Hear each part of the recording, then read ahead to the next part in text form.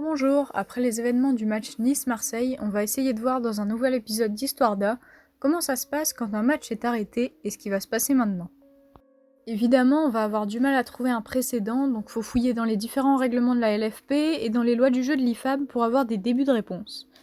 Alors déjà, qu'est-ce que nous disent ces règles à propos de l'arrêt des matchs? Il y a en fait pas mal de cas de figure. Par exemple, il y a le cas d'une équipe incomplète. En fait, si une équipe a moins de 8 joueurs avant le coup d'envoi ou s'ils se retrouvent à 7 en plein match, l'équipe est déclarée battue par pénalité, sauf circonstances exceptionnelles.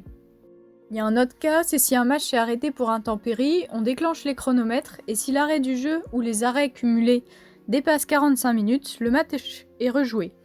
D'ailleurs, petit point intéressant, le match est rejoué le lendemain si l'arrêt est en première mi-temps ou à la mi-temps, et à une autre date si c'est en seconde période. C'est intéressant parce que cette histoire de match arrêté pour des intempéries, ça peut évoquer un match entre l'Étoile Rouge de Belgrade et l'AC Milan, où un gros brouillard était tombé sur le stade. À ce moment-là, on joue la 65e et le club serbe est en train de réaliser un exploit. Il mène 1-0 et les Italiens sont réduits à 10 pour le reste du match. Autant dire que c'est mal embarqué, en sachant qu'il y avait eu un partout à l'aller. Finalement, le match sera rejoué le lendemain, avec des Milanais de retour à 11 du coup, et le score à 0-0. Ils finiront par arracher leur qualification face à des Serbes fatigués. Voilà, une autre possibilité pour arrêter un match, c'est une panne d'installation électrique. Là, c'est le même protocole qu'en cas d'intempérie, avec des arrêts du match qui ne doivent pas dépasser 45 minutes. Sauf qu'ici, c'est la responsabilité du club organisateur qui est engagée. Et le plus souvent, après l'étude des circonstances par la commission qui se charge des compétitions, l'équipe visiteuse peut être déclarée gagnante sur tapis vert. L'exemple, toujours avec l'AC Milan, c'est 3 ans après le brouillard miraculeux de Belgrade et les Rossoneri sont menés 1-0 au Vélodrome, quand tout à coup 2 projecteurs du stade s'éteignent. Après le rétablissement de la lumière d'1 projecteur et demi, l'arbitre estime que la luminosité est suffisante pour disputer les quelques minutes restantes. Il appelle donc les 2 équipes sur le terrain, mais les Milanais refusent de reprendre le jeu, espérant une défaite sur tapis vert de Marseille. Cette fois, le miracle n'a pas lieu pour les Italiens, puisque le forfait sera décidé contre eux, et l'équipe sera même exclue pour la prochaine édition de la C1. La dernière raison d'interrompre un match, c'est en cas d'incident grave. Donc c'est dans cette catégorie-là qu'on met tous les incidents avec le public présent dans les stades, c'est la catégorie qui nous intéresse pour hier soir. Cette fois-ci, il n'y a pas d'histoire de 45 minutes à attendre pour déclarer la fin du match, et le match peut reprendre ou pas. Le règlement de la LFP nous dit, si là où les interruptions de match ont manifestement été inefficaces, l'arbitre doit, en dernier ressort, après consultation des délégués de la rencontre et des représentants des autorités publiques, arrêter définitivement le match. Ce qu'on a entendu hier soir, c'est que la police, le préfet et les officiels de la Ligue étaient d'accord de reprendre le match, mais que l'arbitre pas forcément.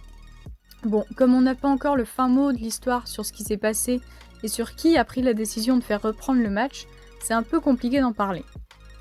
On va juste faire un petit rappel en citant les lois du jeu. Un match se dispute sous le contrôle d'un arbitre disposant de toute l'autorité nécessaire pour veiller à l'application des lois du jeu. Il peut s'agir de la décision d'arrêter le match définitivement, pour quelque raison que ça soit. Voilà, ça c'était pour les raisons pour lesquelles un match peut être arrêté. Donc maintenant, on va essayer de voir comment ça se passe ensuite. En fait, il va y avoir 2 commissions de la LFP qui vont entrer en jeu. D'abord, la commission des compétitions, qui est saisie automatiquement en cas d'absence de l'une des 2 équipes sur le terrain. Faut bien comprendre que ce n'est pas l'arbitre qui décide du forfait de l'une des 2 équipes. En fait, il doit constater l'absence d'une équipe et ensuite il fait un rapport transmis à la commission des compétitions qui est chargée de juger de l'acquisition du forfait, donc une défaite 3-0 de l'équipe qui ne se présente pas, ou bien elle peut aussi statuer sur l'existence de circonstances exceptionnelles susceptibles de pouvoir justifier l'absence de l'une des 2 équipes. Là, c'est par exemple les images qu'on a vues des blessures des joueurs marseillais. Et pour prendre un exemple, il y a 4 ans, à Bastia, le terrain avait été envahi et il y avait eu des coups échangés entre Bastia et joueurs lyonnais. Le match n'avait pas repris et Lyon avait finalement gagné sur tapis vert. Ensuite, il y a la fameuse commission de discipline qui va rentrer en jeu. Donc là, on a appris dans un communiqué de la Ligue que l'audition aurait lieu dans 2 jours, le 25 août. Et cette commission, elle s'occupe de connaître les manquements à la discipline des joueurs, des entraîneurs, des dirigeants, Donc ça va concerner des potentielles sanctions des joueurs, peut-être la réaction de Payet, peut-être les coups qui ont été échangés pendant l'envahissement du terrain, mais c'est pas sûr. Mais la commission va aussi évaluer le degré de responsabilité des clubs. Donc elle fait ça pour tout incident survenu ou toute infraction au règlement constatée dans l'enceinte des stades. Et là, c'est une deuxième partie que la commission de discipline va devoir traiter en se demandant est-ce que la sécurité dans l'Alliance Riviera était suffisante ou pas. Bon, ça, vu les images, je pense qu'on peut dire non. Il risque donc d'y avoir des sanctions contre le club.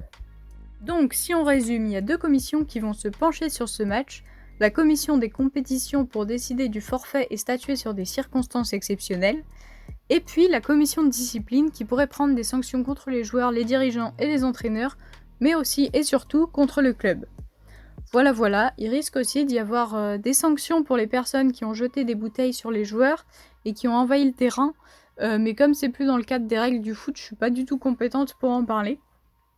En tout cas, un autre match commence, sur le plan juridique cette fois, et j'ai hâte de voir Sampaoli et Galtier haranguer les avocats de leur club.